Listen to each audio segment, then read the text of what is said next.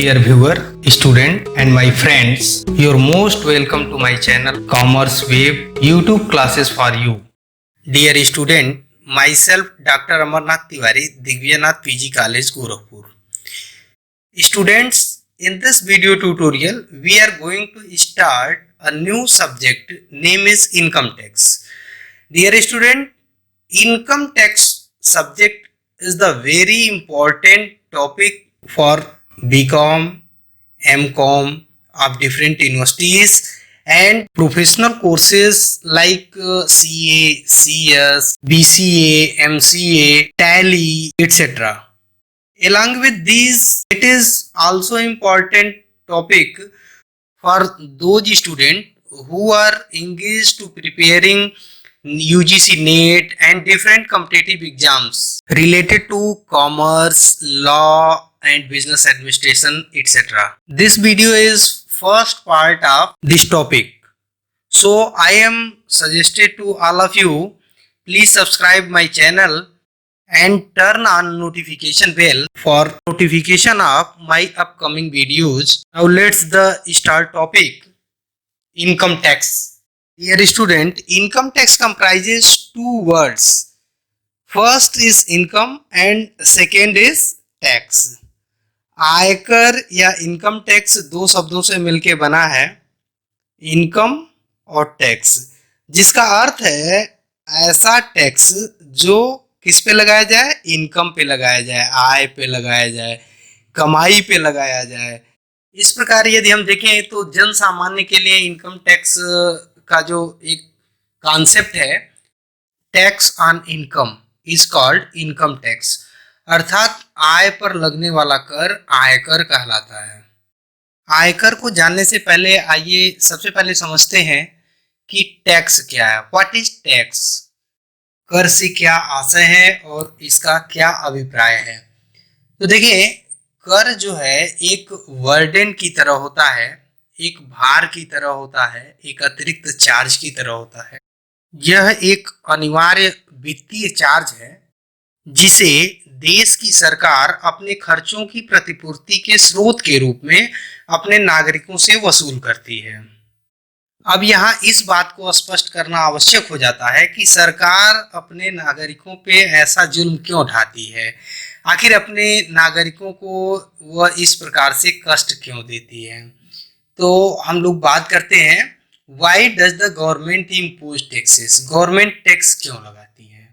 Dear student, जिस प्रकार एक परिवार का मुखिया परिवार के खर्चों की प्रतिपूर्ति के लिए परिवार के कमाऊ सदस्यों से उनकी कमाई का कुछ हिस्सा परिवार को चलाने के लिए या परिवार के खर्चे के लिए लेता है, ठीक इसी प्रकार सरकार देश चलाने के लिए एवं देश की सुरक्षा के लिए देश के नागरिकों को रोजगार और उनकी जरूरी सुख सुविधाओं के लिए अपने देश के कमाऊ नागरिकों से कर के रूप में उनके आय का एक हिस्सा लेती है।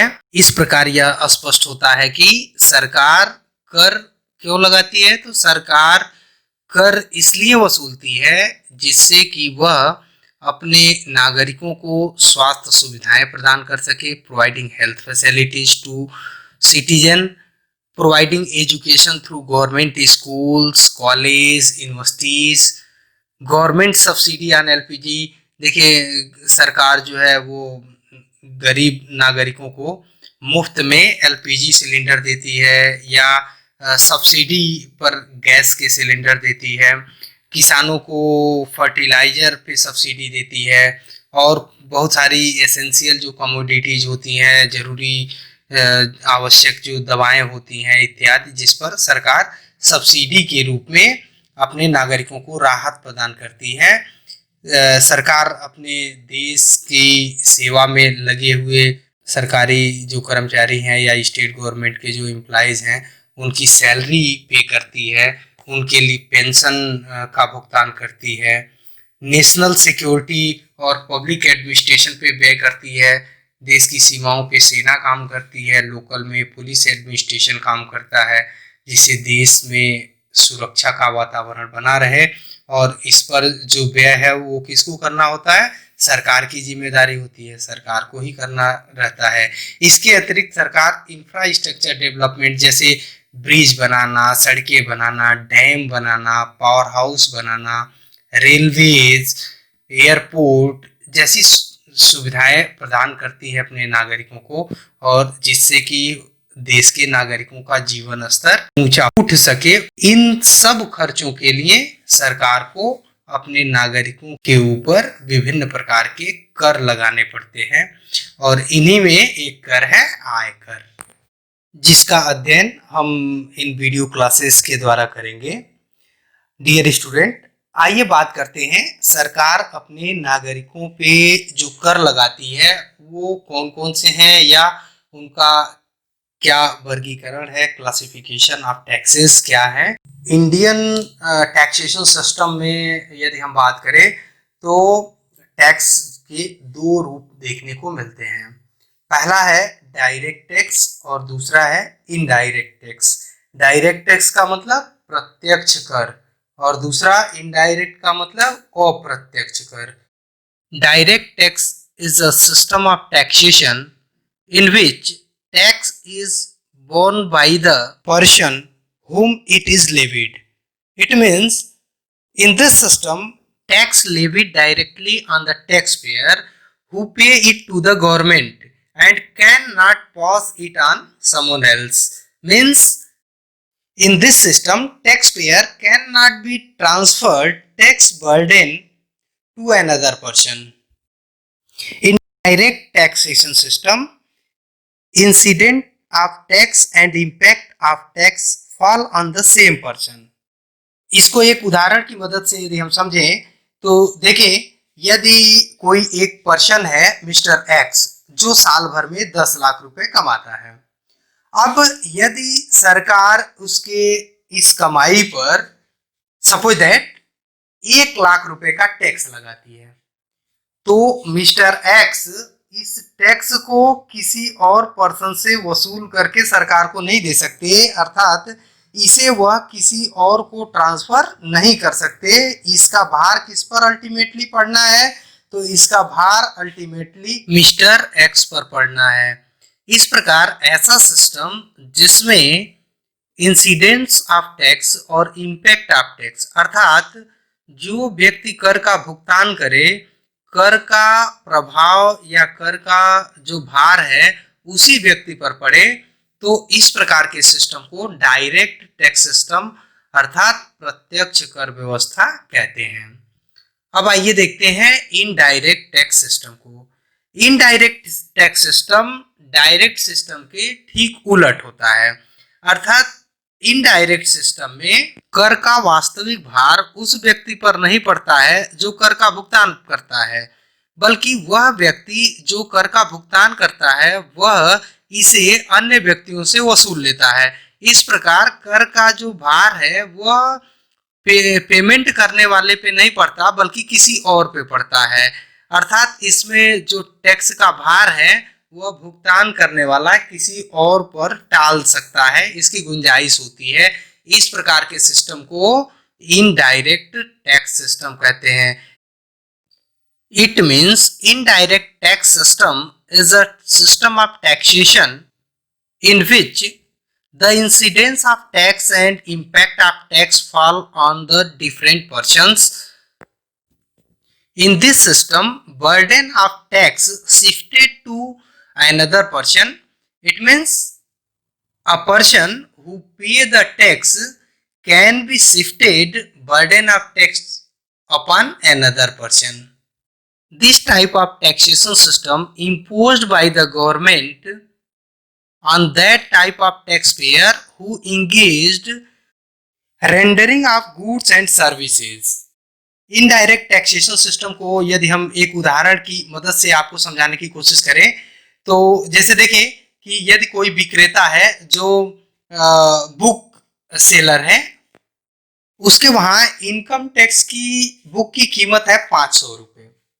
अब सरकार यदि कहती है कि देखो बेटा, तुम्हें इस बुक की कीमत पर हमें 18% के रेट से, सपोज दैट 18% के रेट से जीएसटी पे करना है, तो वह बुक सेलर क्या करेगा, जीएसटी अपनी जेब से देगा?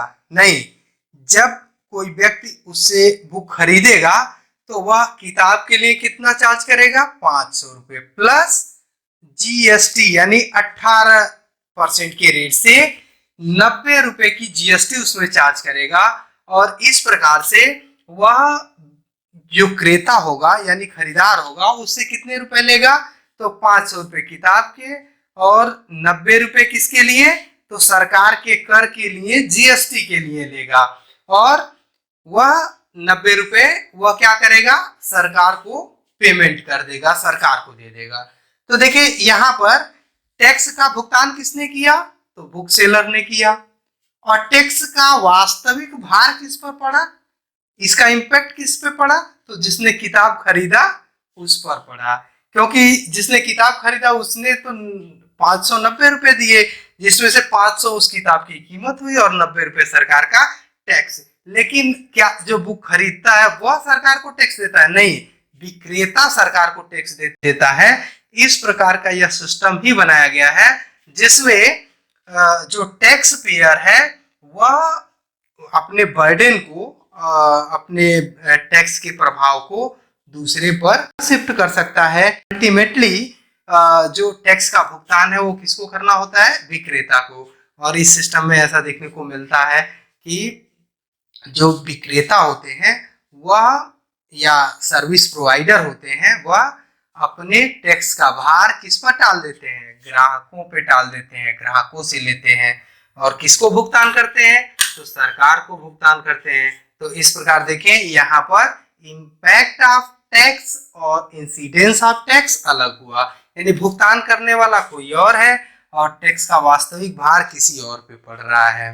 तो इस प्रकार के सिस्टम को इनडायरेक्ट सिस्टम कहते हैं। इस प्रकार यदि हम समराइज करें तो डायरेक्ट टैक्स सिस्टम में क्या है, तो डायरेक्ट टैक्स सिस्टम एक ऐसा सिस्टम है जिसमें टैक्स का भार उसी व्यक्ति पर पड़ता है जो टैक्स का भुगतान करता है। जबकि इनडायरेक्ट टैक्स में क्या होता है, तो भुगतान करने वाला टैक्स के भार को किसी और पर टाल सकता है।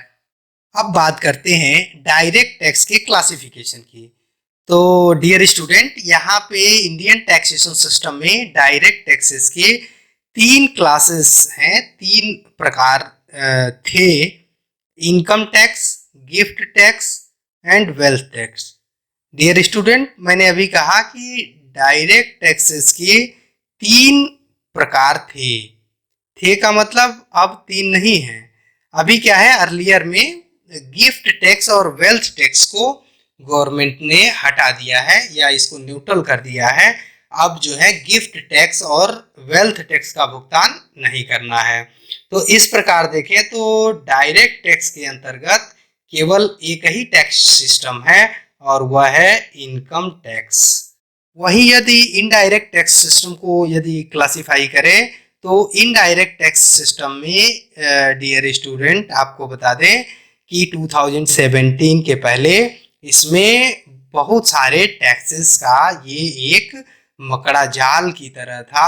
इसमें बहुत सारे टैक्सेस थे, जिसमें कुछ महत्वपूर्ण टैक्सेस का नाम मैं यहाँ पे आपको बता दूं। इसमें शामिल था सेल टैक्स, सर्विस टैक्स, राज्यों द्वारा लगाया जाने वाला value added tax, excise duty etcetera. बहुत सारे टैक्सेस और सेस इसमें शामिल थे। 2017 में मोदी सरकार की एक महत्वाकांक्षी योजना के अंतर्गत वन नेशन वन टैक्स के अंतर्गत एक सभी टैक्सेस को हटा करके एक यूनिक टैक्स सिस्टम को लाया गया जिसका नाम था जीएसटी। आप सबने सुना होगा इसका फुल फॉर्म होता है goods and service tax. Indian indirect taxation system का दूसरा सबसे जो महत्वपूर्ण टैक्स है वह है कस्टम। इसका पूरा नाम है कस्टम ड्यूटी एक्ट। इसके अंतर्गत कस्टम क्या है, तो कस्टम तब लगता है जब एक देश से दूसरे देश को सामान बेचा या एक देश द्वारा दूसरे देश से सामान खरीदा जाता है तो उस समय जो कर लगता है देश की सीमाओं पर सेलर कंट्री भी लेती है और जो परचेजर कंट्री है वो भुगतान करती है या वो भी अपने देश की सीमाओं में आने वाली वस्तुओं एवं सेवाओं पर कर लगाती है। तो इस प्रकार के कर को क्या कहते हैं? Custom duty. Tax imposed on export and import is called custom duty। और there are two types of customs। First है tax on import and second है टैक्स ऑन एक्सपोर्ट। अर्थात देश में आने वाले सामान एवं सेवाओं पर लगने वाला जो कर है उसको कहते हैं टैक्स ऑन इंपोर्ट, और देश के बाहर जाने वाली वस्तुओं पर जो कर लगता है उसको क्या कहते हैं? Tax on export. तो इस प्रकार यदि टाइप ऑफ टैक्सेस को एक बार फिर से हम लोग समराइज करें तो टैक्सेस, इंडियन टैक्सेशन सिस्टम में टैक्सेस का जो बेसिक क्लासिफिकेशन है वो है डायरेक्ट टैक्स और इनडायरेक्ट टैक्स। करंट में यदि देखें तो डायरेक्ट टैक्स के अंतर्गत केवल एक ही टैक्सेशन सिस्टम है और वह है इनकम टैक्स। दूसरा जो है इनडायरेक्ट टैक्स है। इनडायरेक्ट टैक्स सिस्टम में यदि देखें तो करंट में दो टैक्सेस हैं इंडियन टैक्सेशन सिस्टम में। एक तो है गुड्स एंड सर्विस टैक्स और दूसरा है कस्टम। और कस्टम की बात करें तो कस्टम में दो प्रकार से कस्टम ड्यूटी चार्ज की जाती है, tax on import and tax on export. Dear student, इन वीडियो ट्यूटोरियल्स लेक्चर्स के माध्यम से हम इनकम टैक्स को डिस्कस करेंगे, जबकि जीएसटी और कस्टम के लिए हम अलग से वीडियो ट्यूटोरियल अपडेट करेंगे और उसका लिंक जो है वो इस वीडियो के डिस्क्रिप्शन बॉक्स में आपको मिल जाएगा। डियर स्टूडेंट, अब हम लोग बात करेंगे फीचर्स ऑफ इनकम टैक्स की। इनकम टैक्स की क्या विशेषताएं हैं? तो यहाँ पर देखें, अब तक जो हम लोगों ने इनकम टैक्स को जाना है उसके आधार पे हम लोग देखें तो कह सकते हैं income tax is a direct tax. Direct tax क्यों है? क्योंकि इसमें जो टैक्स का पेमेंट है, टैक्स का भुगतान है, वो वही व्यक्ति करता है जिसकी आय पर कर लगाया जाता है, वह किसी और पर इसे शिफ्ट नहीं कर सकता। Second is income tax is a central tax. Dear student, यहाँ पर हम एक बेसिक इंफॉर्मेशन आपको देना चाहते हैं। सरकार की जो एक्टिविटीज हैं वो इंडियन कॉन्स्टिट्यूशन, भारतीय संविधान में वर्णित हैं। अर्थात संविधान में दी गई व्यवस्थाओं के अंतर्गत ही सरकारें काम करती हैं। यह कर लगाने की जो व्यवस्था है वह भी एक संवैधानिक व्यवस्था है, अर्थात इंडियन कॉन्स्टिट्यूशन में, भारतीय संविधान में इसके लिए व्यवस्था दी गई है। डियर स्टूडेंट, यह आप जानते हैं कि India is a federal country. Bharat एक गणतंत्रात्मक देश है जिसके अंतर्गत जो शासन व्यवस्था है या सरकारें हैं वो दो स्तर पे काम करती हैं। एक तो केंद्र की गवर्नमेंट है, सेंट्रल गवर्नमेंट है, और दूसरा है स्टेट गवर्नमेंट, राज्य सरकारें हैं। केंद्र और राज्य के मध्य शक्तियों का बंटवारा इंडियन कॉन्स्टिट्यूशन के 7th शेड्यूल के आर्टिकल 246 के अनुसार होता है। इस आर्टिकल के अंतर्गत जो शक्तियों का बंटवारा है उसके लिए 3 सूचियां बनाई गई। पहली सूची है यूनियन लिस्ट। इसमें शामिल जो मद हैं उनमें या उनसे संबंधित जो नियम कानून है वह बनाने का अधिकार केवल केंद्र को है। उसमें कोई भी राज्य गवर्नमेंट कोई हस्तक्षेप नहीं कर सकती। जबकि दूसरी लिस्ट है स्टेट लिस्ट। स्टेट लिस्ट में दी गई जो एंट्रीज हैं, जो आइटम्स हैं, उन पर या जो मद हैं उन पर राज्य सरकारें ही नियम कानून बना सकती हैं। उस पे केंद्र गवर्नमेंट कोई हस्तक्षेप नहीं कर सकता। और इस प्रकार इस आर्टिकल नंबर 246 में तीसरी जो लिस्ट है, थर्ड लिस्ट, इसका नाम है कॉन्करेंट लिस्ट। कॉन्करेंट लिस्ट एक ऐसी लिस्ट है, इसमें जो मद हैं इनमें राज्य भी कानून बना सकती है और केंद्र भी अपना कानून बना सकती है। लेकिन यहाँ पर भी एक चीज आपको स्पष्ट कर दें कि यदि केंद्र गवर्नमेंट किसी कॉन्करेंट लिस्ट के मद पे कोई नियम या कानून बनाती है तो वह राज्य द्वारा बनाए गए नियम कानून पर सुपरसीड करेगा।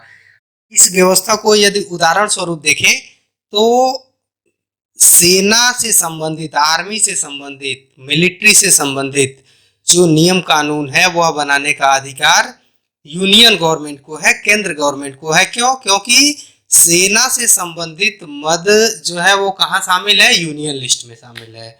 दूसरा, पुलिस व्यवस्था। पुलिस व्यवस्था या पुलिसिंग से संबंधित जो एक्ट्स हैं वह उस राज्य की सरकारें नियम कानून बनाती है जिस राज्य की पुलिस है। यानी अलग अलग राज्यों के लिए, अलग अलग राज्यों के पुलिस के लिए अलग अलग राज्यों के अलग अलग कानून होते हैं। इसी प्रकार यदि हम तीसरी लिस्ट में देखें तो एक मद आता है शिक्षा। शिक्षा एक ऐसा आइटम है जो कॉन्करेंट लिस्ट में यानी शेड्यूल 7 के आर्टिकल नंबर 246 के कॉन्करेंट लिस्ट में लिखा हुआ है। इसलिए शिक्षा से संबंधित नियम बनाने का अधिकार केंद्र गवर्नमेंट के पास भी है और राज्य गवर्नमेंट के पास भी है। डियर स्टूडेंट, इस प्रकार केंद्र और राज्य के बीच शक्तियों के बंटवारे की जो लिस्ट है उसका लिंक आपको इस वीडियो के डिस्क्रिप्शन बॉक्स में मिल जाएगा, जहां से आप उसको देख या उसको डाउनलोड कर सकते हैं। अब बात करते हैं इनकम टैक्स की। इनकम टैक्स इस लिस्ट के यूनियन लिस्ट, इस आर्टिकल के यूनियन लिस्ट में शामिल है। इसलिए इनकम टैक्स से संबंधित, आयकर से संबंधित नियम कानून बनाने का अधिकार किसे है? केवल यूनियन गवर्नमेंट को, केंद्र गवर्नमेंट को, भारत सरकार को है। इसलिए इनकम टैक्स को हम लोग सेंट्रल टैक्स के नाम से जानते हैं। Income tax is a central tax. Third features of income tax is income tax is computed upon net taxable income of previous year. अर्थात आयकर की गणना गत वर्ष में कमाई हुई शुद्ध आय पर होती है। यहाँ गत वर्ष से अभिप्राय उस वित्तीय वर्ष से है जिसमें आय कमाई जाती है। Fourth feature of income tax is paid in current assessment year. अर्थात आयकर का भुगतान चालू वित्तीय वर्ष अर्थात कर निर्धारण वर्ष में किया जाता है।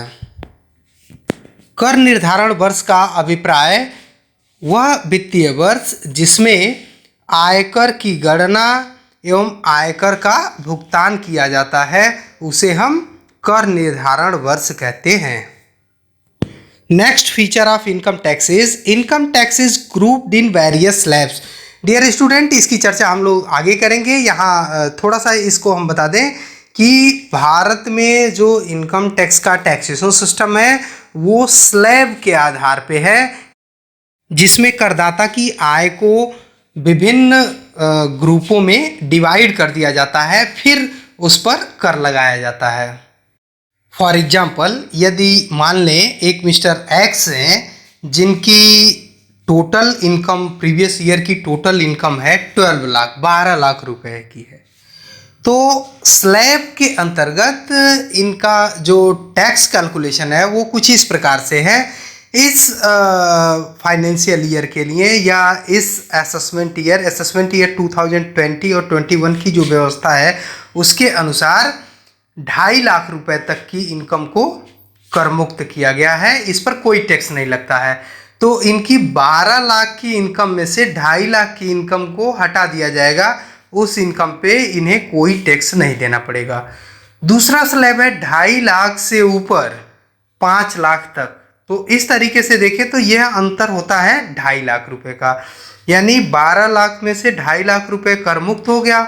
और अगला जो 2.5 लाख दूसरा स्लैब जो है वह है 2.5 लाख का, तो इस पे 5% के रेट से टैक्स लगता है।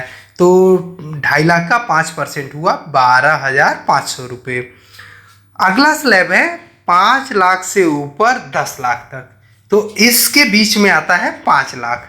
तो मिस्टर एक्स का जो तीसरा स्लैब ऑफ इनकम हुआ वह हुआ 5 लाख का, और इस पे जो टैक्स रेट है करेंट सिस्टम के हिसाब से वो 20% का है। तो 20% के हिसाब से इस पे जो 5 लाख पे टैक्स बैठता है वो है 1 लाख रुपए का। और चूंकि इनकम 12 लाख की है तो बचा हुआ जो इनकम है वो चौथे स्लैब में आएगा, यानी जो 10 लाख से ऊपर का है। तो 10 लाख से ऊपर की जो इनकी इनकम है वो हुई 2 लाख रुपए की। इस 2 लाख रुपए पर वर्तमान व्यवस्था के अंतर्गत या असेसमेंट ईयर 2020 और 21 के अंतर्गत 30% के रेट से टैक्स लगेगा। अर्थात इस अतिरिक्त चौथे स्लैब की इनकम पे 30% के रेट से टैक्स लगेगा, यानी 60,000 रुपये इन्हें कर के रूप में चुकाना पड़ेगा। तो इस प्रकार देखें, मिस्टर एक्स के कुल 4 स्लैब हुए। पहला 2.5 लाख का, दूसरा अगले 2.5 लाख का यानी 5 लाख तक का, तीसरा 5 लाख से 10 लाख तक का, और चौथा 10 लाख से ऊपर की इनकम का। तो अब आशा है कि आप टैक्स स्लैब को समझ गए होंगे। इस प्रकार की व्यवस्था को स्लैब सिस्टम आप टैक्सेशन कहते हैं। तो income tax, Indian income tax जो है वो स्लैब आधारित है। स्लैब में करदाता की आय को बांट करके और फिर कर की गणना की जाती है। अगला है progressive rate of income tax. Progressive rate of income tax का अभिप्राय ऐसी कर व्यवस्था से है जिसमें कर बढ़ती हुई दर से लगे। अर्थात जो लोग कम आय कमाते हैं उन पर कम दर से टैक्स लगे या टैक्स का भार कम हो, और जो लोग अधिक आय कमाते हैं उन पर कर का भार अधिक हो। तो आयकर में, इंडियन आयकर सिस्टम में ऐसी व्यवस्था है कि 2 लाख सामान्य करदाता के लिए, वैसे तो इसका पूरा डिस्कशन हम लोग जब टैक्स रेट देखेंगे तो वहाँ करेंगे। अभी वर्तमान में अगर बात करें तो सामान्य करदाता के लिए 2.5 लाख तक की इनकम पर कोई कर नहीं लगता है। अर्थात किसी व्यक्ति की अगर इनकम 2.5 लाख रुपए तक है तो उसको कोई कर देना नहीं पड़ेगा। दूसरा, यदि किसी व्यक्ति की इनकम 5 लाख रुपए तक है तो 5 लाख रुपए तक की इनकम के लिए उसके 2 स्लैब हुए। पहला स्लैब 2.5 लाख तक का, जिस पर कोई कर नहीं लगता है। किसी भी व्यक्ति के लिए उसकी पहली 2.5 लाख तक की कमाई पर कोई कर नहीं लगता है। और दूसरा जो स्लैब है वो 2.5 लाख रुपए का हुआ। इस प्रकार 2.5 लाख के इनकम पे उसे 12,500 रुपये का कर देना पड़ेगा। जबकि नई व्यवस्था के अंतर्गत जो लोग सैलरीड पर्सन हैं, जिनकी इनकम वेतन से आती है, उनको 87A के अंतर्गत 12,500 की छूट प्राप्त है। इस प्रकार से सैलरीड पर्सन के इनकम पर 5 लाख रुपए तक कोई कर नहीं लगता है। और यदि किसी की इनकम 5 लाख से ऊपर है तो उस पर 5 लाख से ऊपर के स्लैब पर 20% के रेट से टैक्स लगेगा। ऐसे ही जैसे जैसे इनकम बढ़ती जाएगी, इनकम का स्लैब बढ़ता जाएगा। तो जो व्यक्ति ऊंचे स्लैब तक, यानी जिसके ज़्यादा स्लैब होंगे, उनको ज़्यादा दर से टैक्स देना पड़ेगा, अधिक टैक्स देना पड़ेगा। और जिनकी इनकम पहले शुरुआती स्लैब में होगी, उन्हें कम दर से कर देना पड़ेगा। और इस प्रकार की कर व्यवस्था को प्रोग्रेसिव कर सिस्टम कहते हैं, जिसमें कर बढ़ती हुई दर से लगता है। अधिक आय कमाने वाले को अधिक टैक्स देना पड़ता है, कम आय कमाने वाले को या तो टैक्स नहीं देना पड़ता है या देना भी पड़ता है तो कम दर से देना पड़ता है। स्टूडेंट, अब हम लोग बात करेंगे इनकम टैक्स की हिस्ट्री के बारे में।